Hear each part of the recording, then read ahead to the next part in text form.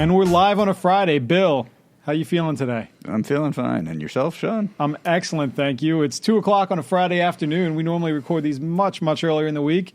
However, we had a guest today that was very flexible around little stuff that came up earlier this week.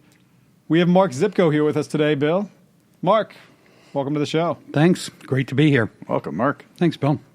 For those of you who don't know Mark is a frequent speaker at a lot of comp conferences, including our very own CompCon last year. Mark has experience with Magic Leap, running compensation, and also with Avid Technologies, and was just telling us he's going to Fresenius. Correct. Mark, thank you for joining us and sharing your knowledge today. It's great. Glad to be here. Thanks for having me. And the thing that we wanted to talk about today was, we've said this before in previous podcasts, which this goes into a lot of different areas, but one of the ways we talk about it is to stop giving the 3% raise every year, right? Because if you're looking at a budget for that, there's probably better ways to think about it, right? There's the upper end, the upper threshold of people that you want to make sure are happy, your high performers, right? There's the middle. There's the people that maybe you don't worry about as much. But a lot of times we default to, I'm using 3% as the example, but typically that's what it is, as the raise across the board because it's easy to plan and easy to budget for. Your CFO says, what do we need for that next year? It's the easy thing to plan for. Sure. But might not be right. Well, it might not be right. I mean, the increased budgets have been 3% since about 2008, 2009. I do remember the days, though, when I first started my career, which kind of dates me back in the early 80s, where we had increased budgets of about 18 and 20%. And oddly enough, that wasn't enough then either. So it doesn't matter what you have. It's just never quite enough. 3% certainly is the easy response for a CFO nowadays because, again, that's primarily what the budgets have been. But I think before you come up with what that increased budget is, I think you need to look at a couple of things. I think first you need to make sure you understand what your comp philosophy is. And in looking at that comp philosophy, where do we want to be in the market? So we know where we want to be. Using tools such as Pay Factors, you can figure out where you are actually in the market. Thanks for the shameless plug. Yeah, it's quite all right. I'm all about shameless. But, so where are we in the market? Where do we want to be? Where are we? And what's the difference? What's it going to take to get there? Now, I'm not going to lie to you and say, just walk in and tell your CFO that you're 9% behind and you want to be 3% above, so give me 12%. I think you need to certainly make sure, you're part of that conversation in determining what that increased budget is going to be, as opposed to just tossing the 3% over the wall. Which means to have that conversation with the CFO well in advance of budgeting. Absolutely. Most people have this great idea when they get the budget that, I should have asked for more. Mm-hmm. It's absolutely right. It's a little late then. We even hear a lot of times it comes down from the board level. Like, this is what the board approved this year, right? So to your point, you have to have that conversation pretty early in the year, or whatever early it is in that cycle that you're planning for that, right? Early and often. As a comp, as a comp practitioner, I think one of the relationships you really have to nurture is with your CFO, is with your finance team, your FP&A team, your CFO, whatever the case may be, and have those conversations, regularly, keeping them in mind. So again, it's where do we want to be? Where are we? What's it going to take to get there? And then if you get stuck with the 3, well, then so be it. Then you have to just try to work with it as best you can. And I think the challenge you then have with that is to try to differentially, reward your top performers. I heard, you mentioned the whole cost of living thing. I'm not a big fan of cola unless it's a beverage. But as far as a comp philosophy or a comp strategy, I think one of the things that most people would recognize is if you give everybody that 3%, then not everybody's going to be happy. What that is it will discourage, I believe, your top performers to continue to excel, because why bother? I'm still going to get the same 3%, and it's not going to encourage your lesser performers to continue to do anything because, hey, I did nothing, I skated by, and I got I got my 3% just like everybody else. So It's actually going to probably encourage those bottom performers to not leave on their own, which right, it's going to encourage your bottom performers to stay, and encourage your top performers to leave. which is exactly the opposite Exactly of what you want. right. Yeah. You want it the other way around. And one of the reasons we talk about this here is that we say a lot of times you should look to what is the market paying for those for the jobs that you're looking at, and where are your employees in relation to that, right? So some people might need a 10% raise, some people might not need it. Some people might be ahead of market, right? Right. So if you rule out, I hate using acronyms, Mark. If you rule out COLA, right? If you rule out the Are we cost talking of living, beverages, or are we talking? I don't know. Just to be clear. What did you give up for Lent? Was it Diet Coke? If you rule out the cost of living, and you look at that, the market pricing as an alternative, well, how do you need to be doing that as well, well in advance, so you can take that data to your CFO and then start having that conversation? Yeah, well, I think you need to, be looking at all the different jobs that you have and see where they all stand. It's not to say that every job is going to get a 3% increase. There are some jobs that are more important than others. Obviously, in a technology company, it's probably your engineering jobs and human resources jobs. All right, well, maybe not the HR, but You had me for a Darn second. There's an argument for the recruiting side of it there, right? Nobody can find enough. Well, right the now. recruiters will certainly tell you that. But in any event, I trying to know be fair to our audience. as compensation people, one of the things that we know is we always know where comp people stand, because when that news survey comes in, that's always the first job we're looking at anyway. But recognizing that there are some jobs that drive more to the bottom line of the business, maybe we want to funnel monies towards different jobs. But you and I could be in the same job, and you could be paid very highly in your range, and I could be paid very low in the range. And if our performance level is the same, some managers might say, well, you're both performing at the same level, you should both get that same increase. And I would submit that that's not a pay for performance methodology there, but that's an increase for performance methodology. And what that's going to do is exacerbate the difference between your pay and my pay. What I would suggest is maybe you get nothing because your pay is very high and you're doing your job, and my pay is low and I'm doing my job. The reason you're getting nothing is what I would refer to as a 0% merit increase. Your performance actually eclipses your pay level. And until such time that you either make yourself more valuable by acquiring additional skills or increase your performance, you might not see an increase for a while. Or if the market catches up. Or if the market catches up. Yeah. But the key is, it's not that in your scenario, Sean is not performing well. It's that Sean can be performing fine. It's just that his pay is out of sync with his performance. Correct. Exactly right. And he's got to catch up. And Right. it's important to communicate that to the employee. It's not a penalty. It's not. What you're talking about, though, is having to have clear communication and understanding on the part of the manager, probably, and then the part of the employee, that they understand what is a band, what is the market, Yes. what does this mean, right? We're talking about it now as like comp people, but as an employee, why am I not getting a raise? Well, absolutely. One of the things that I'm a huge fan of is transparency. Because employees can certainly dream up far more devious intent than we would ever consider, implementing, let alone proposing, let alone implementing. So let's share the salary ranges with the employees. Sharing the ranges with the employees tells them a few things. It tells them what their earnings potential is. Yep. It also provides them an opportunity to understand maybe what my career looks like. Don't just share, if I'm a comp analyst, don't just share me the comp analyst salary range. I want to know the salary ranges for all the jobs in that comp analyst hierarchy, so that I no longer have just a job here, but I'm actually looking at more like a career here. So I think transparency is absolutely important. And oh, by the way, this is a conversation.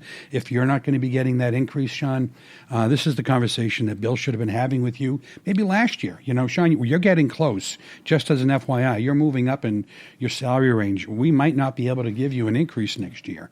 Well, what do I got to do? Well, let's look at helping you acquire additional skills, or let's maybe talk about how you can increase your performance level. Or move into it, increase your skills and move You into move into a higher level job. right? Yeah. And those conversations should be happening all the time. Absolutely. All the time. Yeah, I think that's the key part, right? And I Like think- they're born at the beginning of a year, quote unquote. Yeah, But yeah. See, a lot of times organizations look at, and this all ties into your performance management cycle, but they look upon performance management like Christmas shopping. It's a once a year thing, and you plow through it, and then woof, we're done. Well, it's more like the dentist. It's a once a year thing, and you just don't want to do it. My wife is a Like, find dentist. an That's excuse. probably a bad analogy. Oh. How does she perform compared to Sean? wait, I'm not getting a raise? I need but- to become a dentist to get a raise. I But got the it. thing is, well, the thing is, though, as far as this whole performance management thing, it shouldn't be that event. It should be an ongoing, Right. Yeah. It should be a an surprise ongoing at the end of the process, year. an ongoing conversation, an ongoing discussion. Yes. What am I doing? How am I doing? How do I improve? So And I was going to say back to the bands and structure, discussion. I think that's also good. This is going to sound bad to our audience, but it helps to show that the comp people are doing their job and they have a process and a methodology and approach, and it's not this random, Mark doesn't like me, so he's Right. not giving me a raise or that sort of thing, which, to your earlier point, the employees think things like that. Right. And, Oh yeah. you know, and so it helps them to understand, like, yes, you are a professional. You are doing something with rigor and with data behind it. Many years ago, I had a friend of mine, Kevin. And Kevin, when I first broke into compensation, he was trying to figure out exactly what it was we do in compensation. He said, Mark, I finally figured it out. What you compensation people do is you sit around in your offices with your sweaty palms thinking of ways to suppress the masses. So that's what a lot of people think, Yeah. Now, over the years, Kevin and I have had many a conversation. He doesn't believe that any longer. So I've fooled him. But, but I mean, that's, nobody thinks that, we're here to help anybody, but I think providing those tools and helping managers use those tools, because that's really what we're doing, providing the tools to help managers manage their salaries. Yeah, and I think you're hitting on something key there. So one, I would say, in a vacuum, people tend to assume the worst, right? If you're not over communicating, they're going to assume Mark's sitting there with sweaty palms for some reason trying to conspire against me. But secondly, when you were talking earlier about sharing the possibilities, or I think you said earnings potential early on, right? So you're sharing, like, you're a comp analyst 1 now. We have 4 different levels of that. Here's the differences between each. You're in the middle right now. You're at the 50th percentile of your comp analyst 1. The high performers tend to be up here. It can be, right? Like, if you want to have that kind of a conversation early on, who's having that? Is it comp training managers to have that conversation? Yeah. Well, compensation or the HR business partners. I mean, there are fewer comp people in companies than there are HR business partners. True. So ultimately, it's got to be the managers that need to have that knowledge, and whether we, the comp team, impart that. HR business partners, organizations I've worked in before. I've spent a lot of time working with the training development organization in rolling out compensation training for performance management and making sure that that is incorporated in there. So working with your training people, working with your HR BPs, or doing it yourselves That makes sense. by things such as podcasts, as an example. Well, somebody asked us about that recently. They were like, we're trying to better educate. It was, in this case, it was their employees. They're trying to better educate their employees about all the value and mechanics of compensation, of pay. And they were like, what if we would do a podcast? And I'm like, anything and everything. Try it. See what works for your culture. It could be Sure. great. Could be Sure. great. Well, I think one of the things we have to be careful of, though, is don't do a podcast and think you're done. Different people learn different Yes. ways. You know, my mother, my oldest son works for a podcast company, and I'm still trying to explain to my 90-year-old mother what my son actually does for a living. So now He's in radio. Yeah, that's exactly right. Yeah, he's He in doesn't radio. work for mode. a podcast company. We have a podcast here. He works for Gimlet Media, right? Gimlet, yes, Yeah, yes, I mean, yeah. that is Yeah, the yeah. podcast company. That's yeah. He's happy to be there. No need to be coy. He's cool. He's cool. But in any event, so yes, podcasts might be one thing. There are other people are going to want the memo. There are other people that are going to want a face-to-face training session, Right. Or maybe you record a session. So record like a video session. So making sure that you're leveraging, exploiting the technology to get that message out in many various Many mediums. ways. Yeah. Yeah, to be absolutely. clear, when I say anything and everything, that's what I was implying. A podcast is an interesting, potentially quote-unquote new way to get it out there, especially if you're thinking about communicating internally. But that does not replace everything else, right? Right, You should right. be holding lunch and learns. You should be training managers. You should be having webinars. You should be having it on your intranet portal, right? All of that stuff also needs to Yep, happen. absolutely. Yep. Last comment for this. So one of the things we also talk about is that we think that what would happen if you flip this on its head? What if you asked managers what they would need?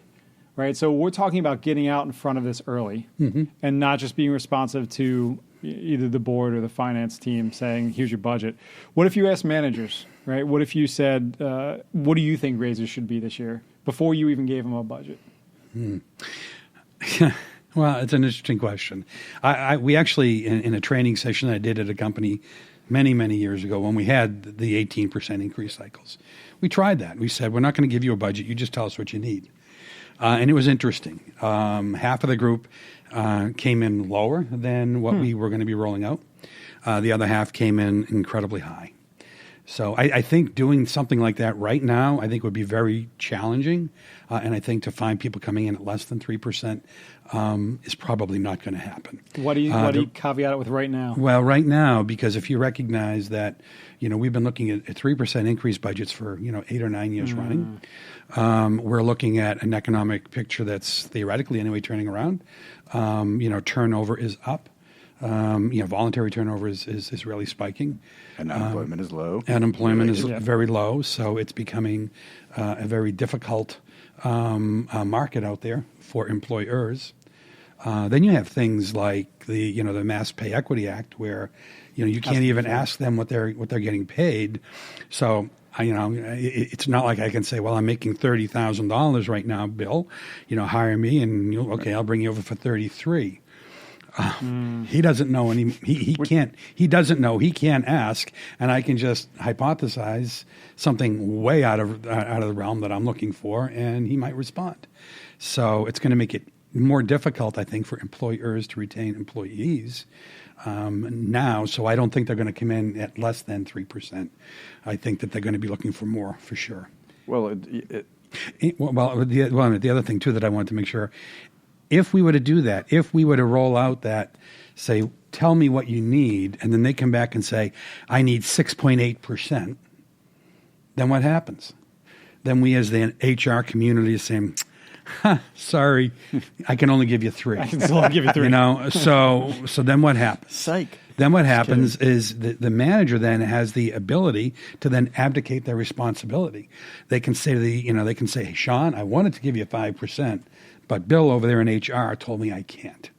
So, So blame Right. HR. Well, and you also have that violating the first rule of communications. Like, don't do an employee survey if you're not going to respond to the results. Right. Don't ask managers what they want if you're not going to at least make a strong gesture toward giving it to them. Right, absolutely. But I think you'd also, I thought you were going to step on my toes here, but if you go to the managers and you ask them what they want, good managers are going to turn around and go, give me data.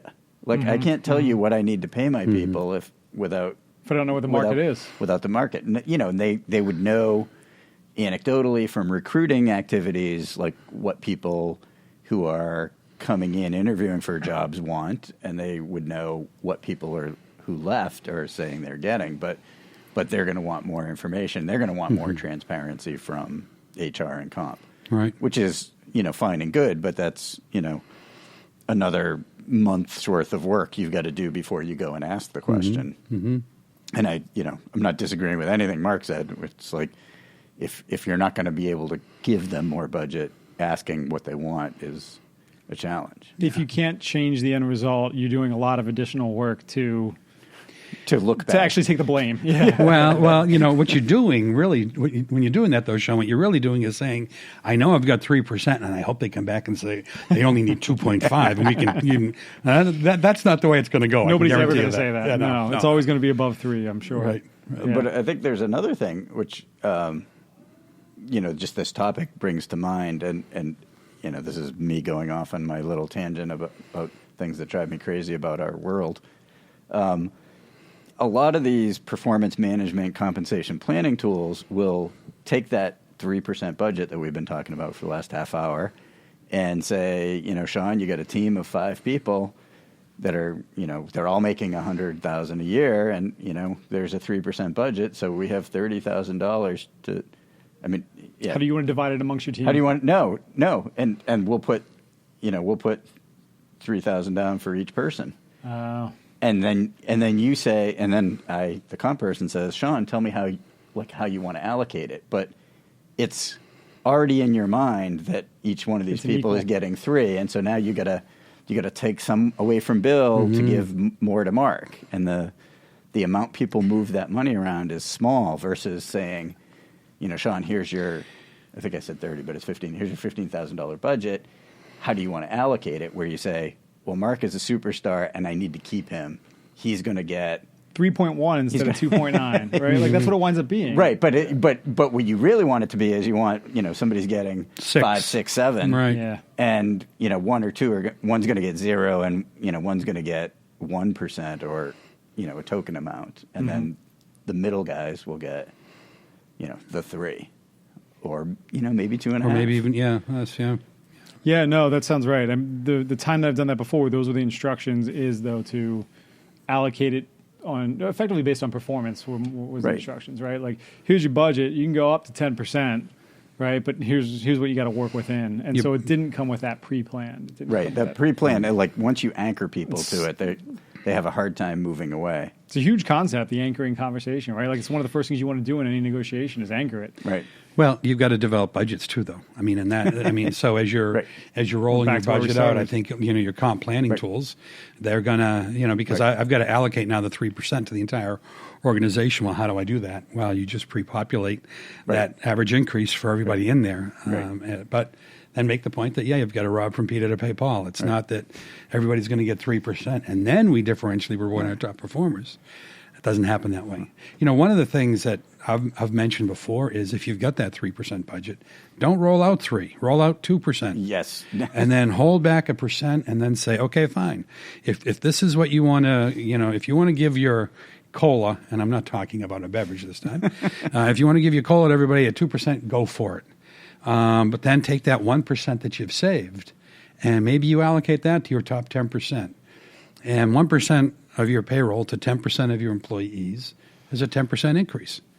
That provides you really that opportunity to differentially reward your top performers. Or you could also do something like that and use it as a one-time bonus in lieu of a raise for the people that are at the top end of their range. Right. And so you're not. Yeah, Mark doesn't like this. Yeah, Go ahead. I'm not a fan of lump sum bonuses because, they're already overpaid.